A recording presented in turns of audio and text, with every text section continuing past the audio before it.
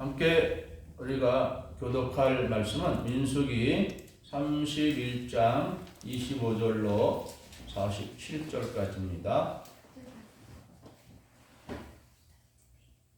마지막 절은 함께 공독합니다.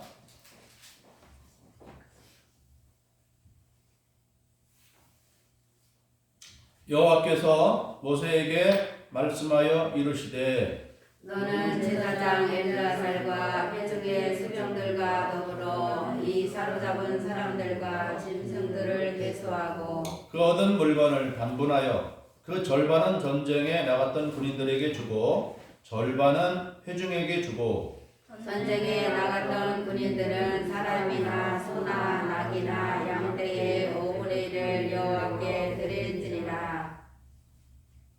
곧 이를 그들의 절반에서 가져다가 여호와의 거제로 제사장 엘르아살에게 주고 또 이스라엘 자손이 받은 절반에서는 사람이나 소나 낙이나 양떼나 각종 짐승의 50분의 1을 가져다가 여호와의 성막 만든 레위인에게 주라.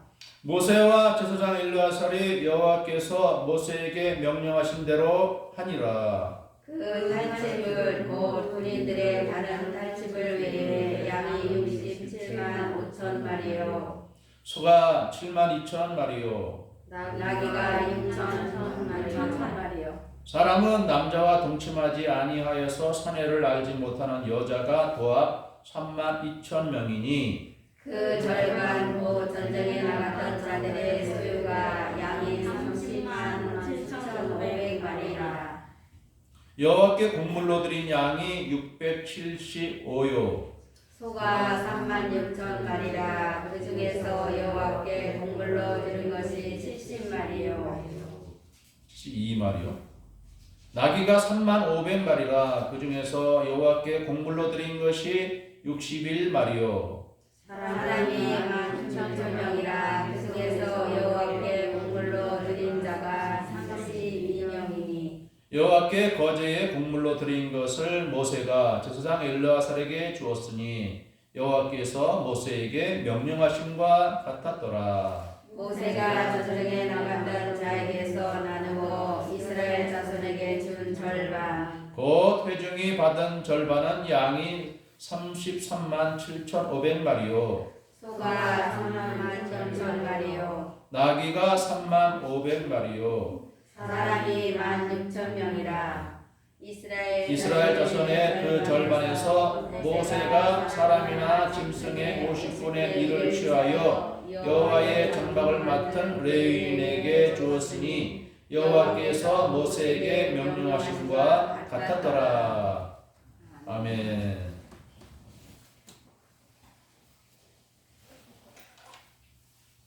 오늘 말씀의 제목은 승리의 기쁨을 나누는 삶입니다. 승리의 기쁨을 나누는 삶. 하나님이 이스라엘 군대와 함께해서 미디안 정복 전쟁에서 큰 승리를 거두었어요. 그래서 큰 승리를 거두고 가지고 온 물품들이 있어요. 물품들. 사람도 있고 가축도 있고 물품도 있는데 물건들은 이 군인들에게 자기들이 알아서 다 갖도록 그렇게 하고 그 전리품 중에서 사람들과 짐승들을 이렇게 나누는 거죠.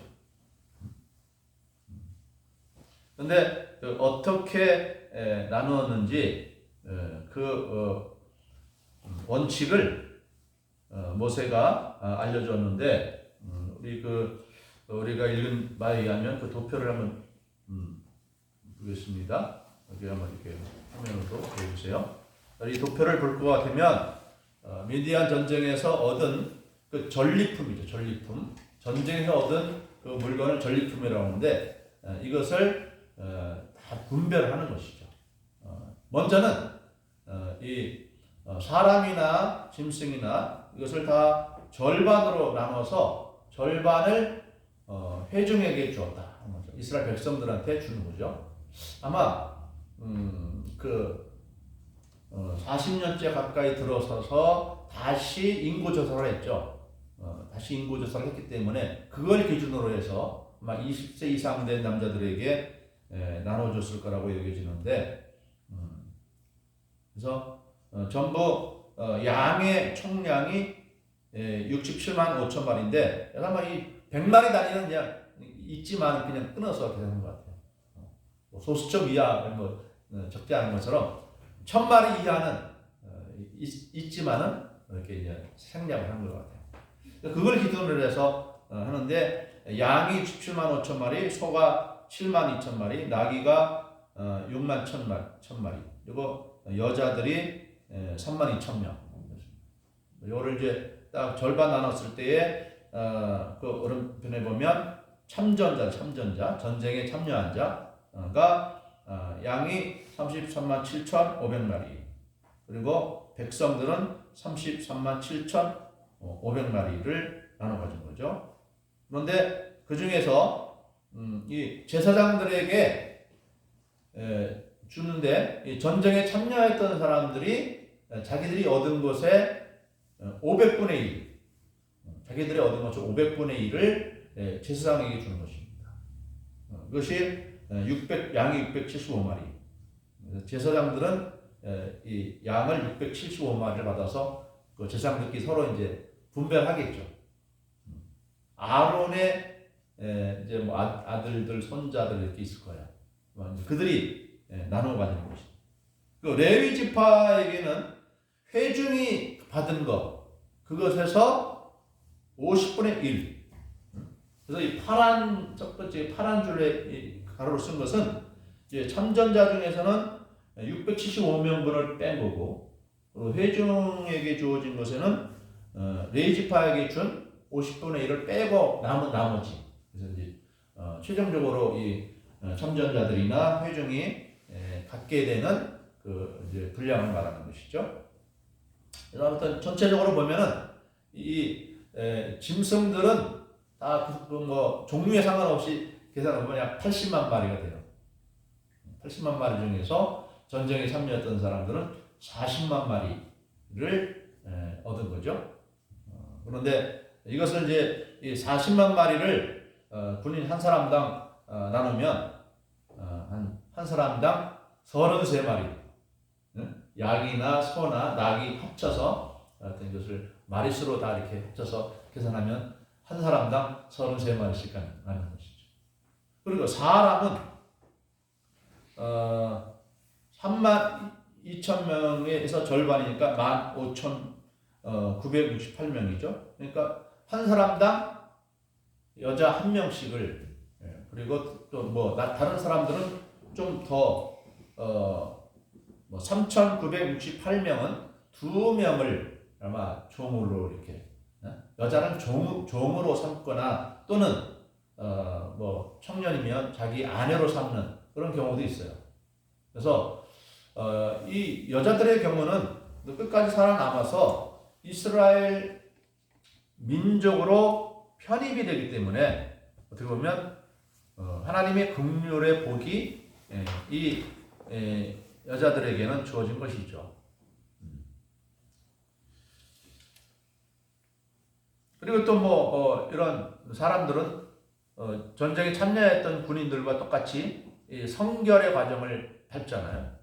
그렇기 때문에 이 여자들도 속죄의 은혜를 받고 영생의 은혜를 받는 것이죠. 보면 참 이 비극 가운데서도 하나님의 은총이 주어진 것이죠. 그래서 하나님은 비록 이 이스라엘 백성들이 전쟁에 참여하지 않은 사람들도 이렇게 전리품을 나눠 갖도록 하는 것, 그 이유가 뭔가? 아마 이 전쟁에 참여하지 않은 사람들도 간접적으로 이들을 지원하는 것이죠. 왜냐면 이 12,000명, 각 지파에서 1,000명씩 선택받은 사람을 이제 무장을 시켜야 되고, 또 전쟁에 나가면 음식을 먹어야 되잖아요. 말하면 식량, 전투 식량이 필요한 것이. 그래서 이런 것들을 누가 지원해 줍니까? 전쟁에 나가지 않은 사람들이 지원해 주는 것이죠. 자기들이 가지고 있는 물건 중에서 또 다 무장을 시키려면 이거 칼이나 창이나 뭐 방패나 뭐 이런 것들을 다 만들어서 또 줘야 되잖아요. 자기들이 가지고 있는 재물을 털어서 할 것이고 또 각 1,000명씩을 보낼 때 그 1,000명이 딸린 가족들도 있잖아요. 그런 또 그 사람들은 또 애태우면서 우리 아들, 우리 형제 전쟁에 가서 꼭 승리하게 되려고 그렇게 마음으로 기도하지 않았겠어요? 그렇기 때문에 이들에게도 전쟁에서 얻은 전리품의 절반을 떼어서 주는 것이죠. 이제 사람들이 워낙 많으니까 이것을 나눠 가지려면 아마 제비 뽑아야 될 거예요. 왜냐면 뭐 거의 뭐 60만 명이 가까운 인원이 셈을 받았기 때문에 뭐 전체적으로 40만 마리에 해당하는 이것을 또 60만 명이 나누면 제일 뽑아야죠. 못 가는 사람들이 몇 명 있겠지. 아무튼 그렇게 해서 회중에게도 절반 나눠주고 그러면은 이 제사장이나 레위인들에게는 왜 나누어 주라고 하느냐? 그러니까 이들에게는 뭐 적은 분량을 나눠주라고 했어요. 적은 분량. 그렇지만 그 원리는 뭐냐? 원리는 11조의 원리다 하는 것입니다. 그래서 우리 창세기 보면은 아브라함이 소돔 전쟁에서 승리해서 많은 전리품을 얻었죠. 전리품을 얻고 돌아올 때 제사장 멜기세덱이 나와서 이 아브라함과 그 군대를 환영하면서 축복을 했습니다. 뭐라고 축복을 했느냐? 천지의 주제시여 지극히 높으신 하나님이여 아브라함에게 복을 주옵소서. 너희 대적을 내 손에 붙이신 지극히 높으신 하나님을 찬송할지로다 그랬습니다. 아브라함을 축복하면서 아브라함이 이 전쟁에서 이긴 것은 누구 때문이다? 하나님의 은혜 때문이다. 그러자 아브라함이 그 얻은 것에서 10분의 1을 멜기세덱에게 주었더라 그랬습니다. 이 하나님을 섬기는 일을 감당하는 사람들이 제사장과 레위인들이잖아요. 그래서 하나님께서 이들에게도 전리품을 줘라 그런 것이죠. 근데 이 제사장들은 참전한 사람들의 500분의 1, 아니 50분의 1, 500분의 1이고 레위 사람들은 50분의 1, 10분의 1의 차이가 있죠. 레위 사람들은 50분의 1, 제사장들은 500분의 1. 레위 사람들이 제사장들의 한 10배의 숫자는 된다 그렇게 생각을 한 것이죠. 그래서 하나님은 온 이스라엘 백성들이 이 전리품을 나누면서 즐거워하는 것이죠. 즐거워하는 것이. 어떻게 보면 공짜로 생긴 거 아니에요. 공짜로 선물 받으면 기분이 좋잖아요. 그래서 이들은 이 전리품을 나누면서 이제는 승리의 기쁨을 함께 누리는 것입니다. 공짜로 짐승도 생겼고 또 여종도 생겼고 얼마나 기뻤을까. 그것은 아마도 우리가 2002년도에 한일 월드컵이 있었죠. 그때 우리나라가 4강에 들어갔어요. 4강. 그전에는 한 번도 이기지 못했던 강팀을 이기고 우리가 승리했을 때 얼마나 즐거웠습니까? 승리의 즐거움이란 그런 것이죠. 베트남의 박항서 감독이 그때 있었던 그 승리의 주인공이잖아요. 저력을 가지고 베트남에 가서 베트남에서도 월드컵은 아니지만은 하여튼 그 지역에서 있는 그 축구 경기에서 막 1등도 하고 막 이런 승리의 기쁨을 안겨줬잖아요. 그래서 그들도 우리가 이때 2002년 월드컵 때 막 함께 TV 막 앞에서 큰 전광판 있는 TV 앞에서 막 응원하고 기뻐하는 것처럼 이 사람들 똑같이 막 그 베트남 사람들도 즐거워하더라고요. 그런 기쁨이죠. 이 시편에서도 이 전리품을 나누는 그 기쁨에 대해서 이렇게 말합니다. 시편 119편 162절에서 사람들이 많은 탈취물을 얻은 것처럼 나는 주의 말씀을 즐거워하나이다. 사람들이 탈취물, 전리품을 말합니다. 탈취물 나눌 때의 기쁨처럼 그것이 얼마나 기쁜지 저는 하나님을 그렇게 즐거워합니다. 하나님의 말씀을 그렇게 저는 즐거워합니다. 이렇게 고백을 했어요. 그런데 이스라엘이 이렇게 큰 전쟁의 승리를 얻은 것은 그 근본은 바로 하나님에게 있는 것이죠. 하나님이 이 12,000명의 군사들과 함께 하니까 단 한 사람도 부상하거나 죽지 않았어요. 단 한 사람이라도 죽으면 그 한 사람 때문에라도 슬픔이 있을 거 아니에요. 근데 한 사람도 안 죽었기 때문에 전혀 슬픔이 없는 거예요. 전혀.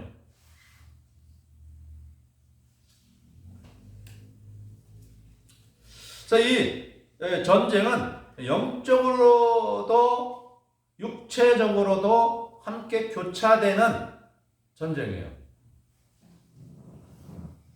그래서 이 미디안 민족을 물리친 것은 육체적인 승리이면서 영적인 승리인 것이에요.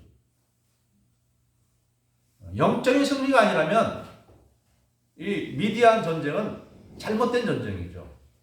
이 전쟁이 정당한 전쟁일 수 있는 것은 영적으로 이스라엘을 지키기 위한 것이죠. 그런데 이것을 오늘 우리에게 적용하려면 오늘 우리에게는 이렇게 육체적으로나 영적으로나 같이 동일한 그러한 구조가 안 되어 있어요. 우리가 살고 있는 이 나라가 기독교 국가다. 하나님 섬기는 나라라고 하면은 우리의 전쟁은 곧 영적인 전쟁과 동일시되는 것이에요. 그래서 이 구약 시대에는 이 하나님의 축복이 물질적으로 이루어졌어요. 물질적으로. 그래서 승리의 기쁨을 함께 물질과 함께 나누잖아요. 그리고 구약 시대의 이스라엘 백성들이 하나님을 잘 섬기면 하나님이 이스라엘을 부강하게 해주시고 잘 안 섬기면 뭐 병충해가 오거나 어떤 재앙이 오거나 전쟁이 닥치거나 이런 어려움을 경험하는 것이에요. 육체적인 것과 영적인 것과 똑같이 되는 거예요. 그러나 이 신약 시대는 좀 다르죠. 신약 시대에서는 좀 달라요. 그래서 신약 시대에서 우리에게 어떤 뭐 질병이 생겼다, 어떤 뭐 시련이 왔다 해서 그게 다 저주가 아니에요. 저주가 아니라 이것은 뭐냐? 영적 전쟁이다 이렇게 볼 수 있어요. 영적 보이지 않는 영적 전쟁이 이렇게 또 이것이 집단이 아니라 각자가 다 달라요. 각자가. 또 어떤 시련은 어떤 성도에게는 그것이 연단이고 어떤 성도에게는 그것이 어떤 약간 징벌적인 성격도 있을 수가 있는 것이죠. 그 때문에 그래서 다 우리가 어떻게 뭐 어떤 사람에게 어려움 만났다 하니까 다 그 사람은 하나님이 벌 받는 거다 이렇게 볼 수가 없어요. 다 그 상황이 다 다르기 때문에 아무튼 오늘날 우리 예수 믿는 사람들도 영적 전쟁의 상황에 놓여 있다라는 것이죠. 먼저는 예수님이 영적 전쟁에서 승리하셨어요. 이 세상에 오셔서 영적 전쟁을 치르셔서 승리했어요. 그래서 그것에 대해서 요한복음 16장 33절에서 이렇게 말씀합니다. 이것을 너희에게 이르는 것은 너희로 내 안에서 평안을 누리게 하려 함이라. 세상에서는 너희가 환난을 당하나 담대하라. 내가 세상을 이기었노라. 아멘. 예수님은 세상을 이겼다. 세상을 주관하는 마귀를 이겼다 하는 것입니다. 예수님은 어떻게 이겼을까요? 예수님이 뭐 한 번도 전쟁한 적이 없죠. 육체적인 전쟁한 적이 없습니다. 영적 전쟁이에요. 영적 전쟁. 마귀와의 전쟁에서 승리했어요. 근데 예수님은 마귀와의 전쟁에서 어떻게 이겼죠? 무엇으로 이겼죠? 십자가를 감당함으로 이겼어요. 마귀는 자기들이 이긴 줄 알았어요. 마귀와 그를 따르는 사람들은 우리가 이겼다. 와, 저 예수는 죽었다. 우리가 이겼다. 그랬어요. 이제 나중에 알고 보니까 예수님이 이긴 거예요. 예수님은 십자가를 딛고 부활하셨어요. 부활하셨어요. 그래서 예수님이 십자가가 왜 승리인가? 첫째로는 예수님이 죽음에서 부활하셨기 때문에 승리한 거예요. 죽음을 이겨내신 거예요. 그래서 이것을 부활의 첫 열매라. 부활의 첫 열매. 왜 첫 열매라고 그러니까? 첫 열매 다음에는 또 무슨 열매가 있어요? 나중 열매가 있는 것이죠. 사과나무의 나무들이 열리는데 처음에 하나가 딱 열리더니 그다음에 나중에 따라서 다른 열매들도 주렁주렁 매달리는 것이죠. 예수님이 바로 부활의 첫 열매가 되신 거예요. 이제 예수 믿는 모든 사람들을 살리실 수 있는 그러한 권세를 받게 되는 것이에요. 모든 사람을 죽은 사람들을 다 살릴 수 있는 권세를 받게 되는 거예요. 자, 예수님의 십자가의 죽음은 억울한 죽음이라고 했죠. 억울한 죽음.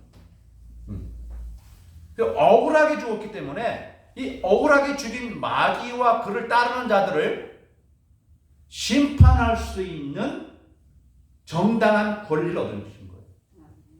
하나님은 무조건 아무 근거도 없이 권리를 얻으신 것이 아니라 친히 수고해서 십자가에 죽으시는 죽음의 과정을 통해서 정당성을 얻으신 거예요. 왜? 예수님을 마귀와 그를 따르는 자들이 말도 안 되는 죄목으로 죽였잖아요. 하나님의 아들을, 그것도 하나님의 아들을 아무 근거도 없이 거짓으로 예수님을 자칭 유대인의 왕으로 하나님의 아들 왕이라고 했다고 해서 그건 자칭이 아니죠. 실제죠. 예수님 실제로 하나님의 아들인데 그들은 자칭 유대인의 왕이라고 했다고 해서 예수님을 로마의 총독에게 고소를 해서 예수님을 죽게 만들었기 때문에 그건 억울하게 죽임이에요. 그래서 예수님은 정당하게 예수님을 죽인 마귀와 그 대적들을 죽일 수 있는, 심판할 수 있는 권리를 얻고 또 죄 지은 모든 사람들을 그들의 죄를 사해서 영생 얻게 할 수 있는 권세도 얻으신 거예요. 그렇기 때문에 예수님의 십자가는 큰 승리를 이루신 것입니다. 예수님이 승리하신 승리의 전리품이 뭐냐? 바로 그거예요. 마귀와 세상을 심판할 수 있는 권세. 믿는 자들을, 예수를 믿는 자들을 다 구원하셔서 예수 믿는 우리들은 무엇을 얻었습니까? 죄사함과 영생을 얻었어요. 죄사함과 영생을 얻었어요. 그 때문에 우리는 지금 현재 예수 믿고 있는 현재의 삶이 우리는 예수 믿고 있는 현재가 승리한 삶이에요. 예수님과 더불어서 내가 싸운 것은 아닌데 예수님 때문에 예수님 믿는 믿음으로 말미암아 예수님 얻으신 것을 함께 나누는 자가 되는 거예요. 영생을 얻었어요. 우리도 예수님이 권세를 얻었고 그 권세를 우리에게 주셨기 때문에 우리는 지금 주님과 함께 영생의 즐거움을 누리는 거예요. 그래서 우리는 죽어도 죽은 게 아니죠. 우리는 죽어도 죽은 게 아니에요. 왜 그렇습니까? 죽음의 경로를 통해서 우리는 하나님의 영광의 나라에 나가서 영생을 누리기 때문에 이 세상과 비교도 안 되는, 이 세상과는 비교도 안 되는 죄도 슬픔도 눈물도 없는 행복만이 넘쳐나는 그러한 영광의 나라에서 살기 때문에 우리는 죽어도 죽은 것이 아니에요. 그러니까 믿지 않는 자들은 어떻게 됩니까? 살아도 산 게 아니에요. 죽을 것과 마찬가지인 인생을 살고 있는 것이에요.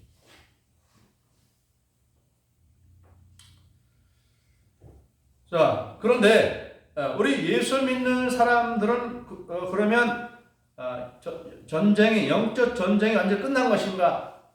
예수님은 영적 전쟁이 끝났어요. 다시 전쟁하지 않습니다. 예수님은. 그러나 우리 예수 믿어 영생 얻은 우리가 이 세상 끝날 때까지는 영적 전쟁을 해야 됩니다. 이 말은 무슨 말입니까? 우리에게는 시험이 있다는 거예요. 예수 믿는 우리들을 마귀가 우리에게 주어진 믿음을 빼앗고 자기처럼 우리 물귀신 작전이라고 그러죠. 내가 죽으니 너도 같이 죽자 하는 게 물귀신 작전이죠. 마귀가 그런 짓 하는 거예요. 내가 죽었으니 너도 같이 죽자. 그래서 우리 예수 믿는 사람들을 시험하고 그 믿음을 자꾸 건드리는 것입니다. 그래서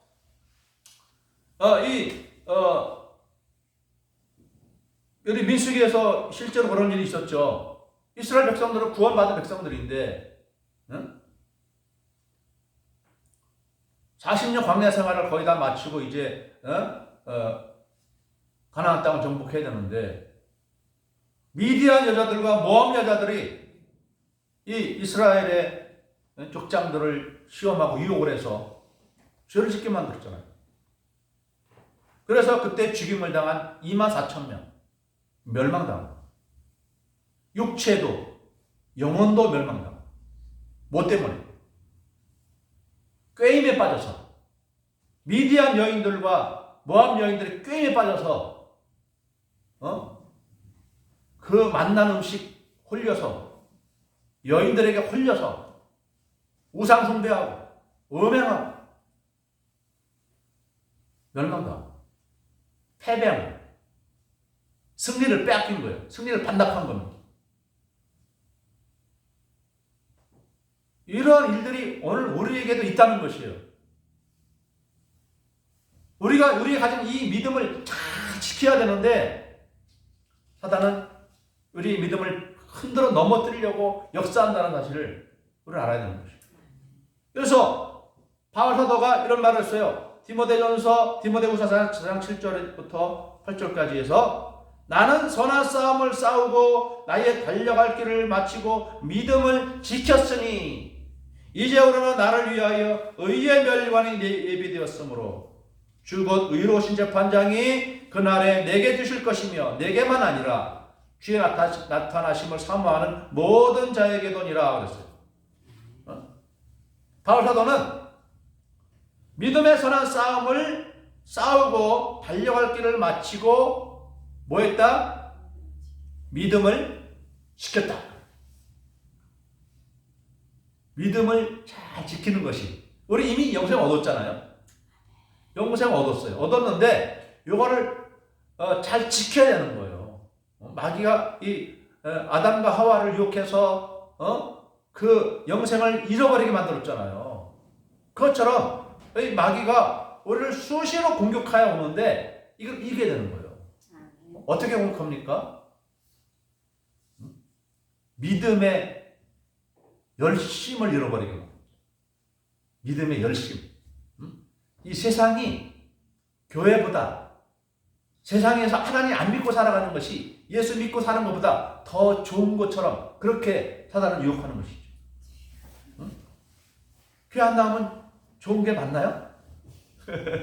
일요일 날 푹 쉴 수 있으니까.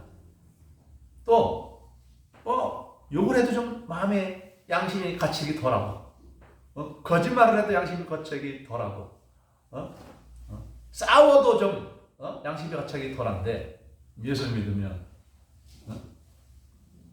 주일날 어디 마음대로 놀러 갈 수도 없고 교회 와야 되고 헌금을 해야 되고 욕도 마음 놓고 못하고 싸움도 마음대로 못하고 나쁜 짓도 좀 하고 싶은데 그것도 좀 양심의 가책이 되고, 그게 좋은 거예요, 사실.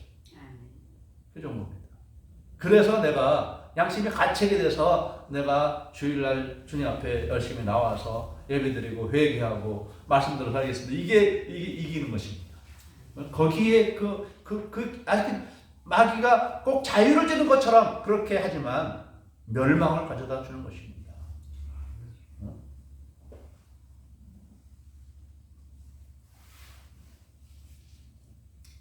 그래서 믿음에 승리하면 우리에게 어떤 즐거움이 있느냐, 어떤 전리품이 있느냐, 네 가지가 있습니다. 첫째는 구원의 확신입니다. 둘째로는 평안함입니다. 셋째는 사랑과 화목이고, 넷째는 영생입니다. 첫째는 구원의 확신과 기쁨. 내가 어떻게 예수님 믿게 됐지? 그 마음에 구원의 확신이 다가오는데 이 기쁨이 얼마나 큰지 몰라요. 저는 이 기쁨이 아직도 있어요. 아직도.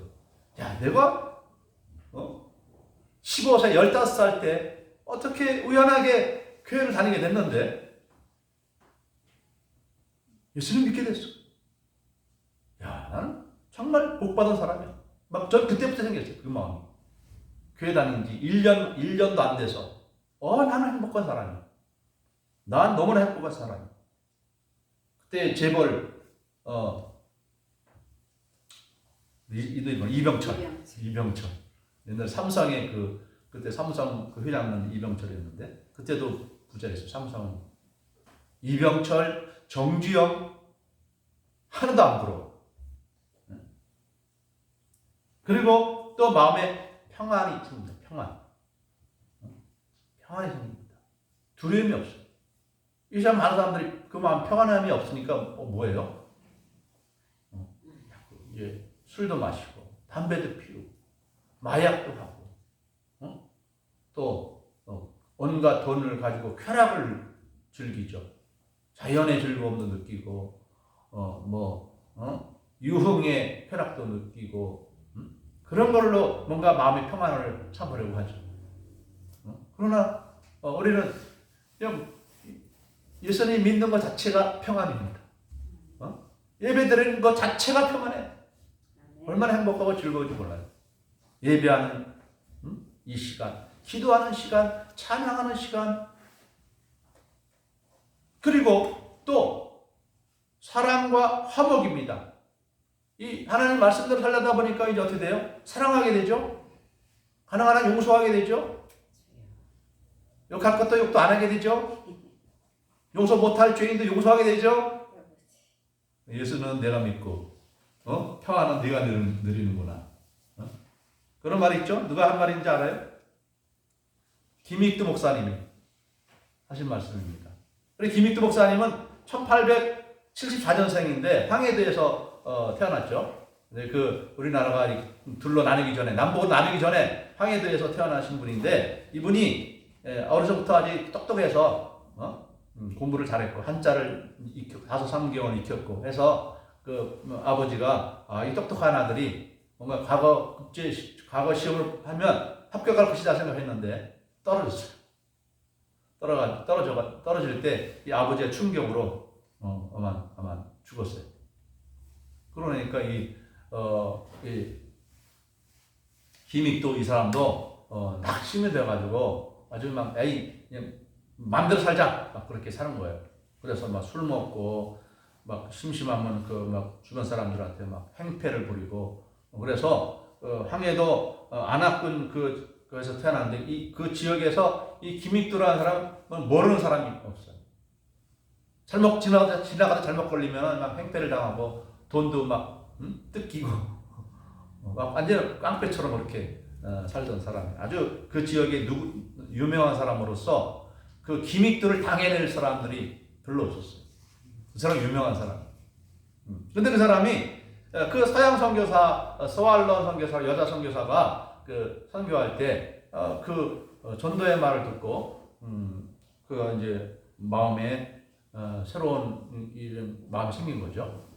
새로운 삶을 살아봐야 되겠다 해서 그때부터 교회 다니면서 예수님을 믿었는데 그는 이 믿음이 들어오면서 이 구원의 확신을 가진 거예요. 저처럼 구원의 확신도 큰 기쁨과 평안함을 경험한 거예요. 인생의 목적을 발견한 거예요. 그래가지고 이 사람이 청첩장 반대가 뭐죠? 청첩장 반대 부고장. 자기가 직접 부고장을 만들어가지고 사람들 다 돌려버렸어요. 김익두는 죽었다. 진짜 사람들이 그걸 봤더니 진짜 죽은 줄 알고 좋아했대요. 진짜 죽은 것은 아니고 옛사람 김익두는 죽었다 이겁니다. 그래서 그 사람이 그래서 절대로 나는 다른 사람을 폭행하지 않을 것이다. 폭행하지 않는다. 술 안 마신다. 막 결심을 하고 살았는데 진짜 막 사람들이 이 사람이 정말 폭행하지 않는지 시험하려고 막 지나갈 때 막 물을 뿌리기도 하고 그런데도 뭐 욕도 하지 않고 옛날 같으면 그냥 뭐 난리 났을 텐데 그냥 전혀 반응을 하지 않는 거예요. 물을 뿌려라. 때리면 맞겠다. 막 이런 자세로 살아가는 거예요. 그래가지고 이 사람이 이제 2000년도쯤 돼서는 신학 공부를 해가지고 목사가 됐는데 아주 유명한 목사님이 됐어요. 그리고 이분은 특별히 신유의 은사를 받아가지고 또 병자를 위해서 기도하면 낫는 그래서 한 10,000명 이상 가량이 이 목사님을 통해서 나았다는 그런 통계가 나왔어요. 막 이 사람이 뭐 신유한 것이 의심스럽다 해가지고 이 교단에서 그때는 이 장로교가 하나였을 때이죠. 교단에서 막 조사를 한 거예요. 조사를 했더니 10,000명 이상이 이분의 기도를 통해서 나은 거였어요.